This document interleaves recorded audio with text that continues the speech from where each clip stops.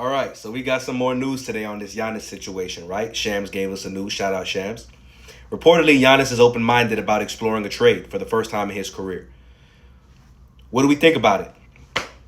Well, for me, I think he should consider staying and see what Milwaukee can do for him because Giannis is a unique type of player, right?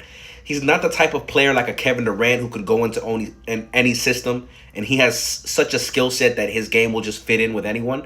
That's not Giannis. You have to cater your system to around him.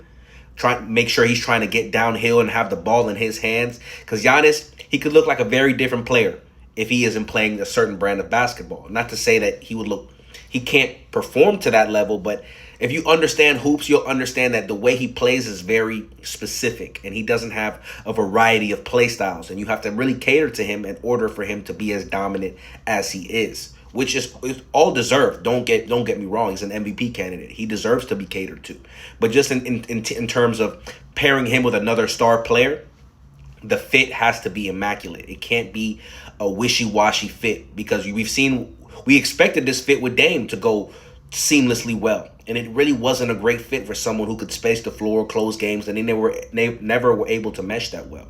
That's why when people say, oh, send him to the Warriors to play with Steph Curry, I don't think it would be that much different than how it looks with him playing with Dame. Not that their play styles are the exact same, but they're very similar at that. So I don't think Giannis in that situation would thrive. I know there've been some talks about him potentially going to Houston. That's a potential option. They have the picks. They have the young pieces that could get it done. I've even gone as far as to say maybe you have to explore potentially trading a man and keeping the rest of the young guys that you have on that team to at least a man and Jalen that could draw some interest to Milwaukee and could help you reel in a guy like Giannis. You want to keep the guys like the Tari Easons, but maybe potentially Cam Whitmore, who could be a star in this league. If you have to give up Jalen and a man, consider it. I'm not saying 100% do it, but consider it. Because a lot of the time, the team that gets the better player in these trades, they typically win the trade long term. Other than that, there have been some talks about him going to OKC or San Antonio. OKC could be a good fit with Shea, but obviously you'd have to give up a guy like Jalen or Chet and a bunch load of picks to get that done, as well as some salary filler.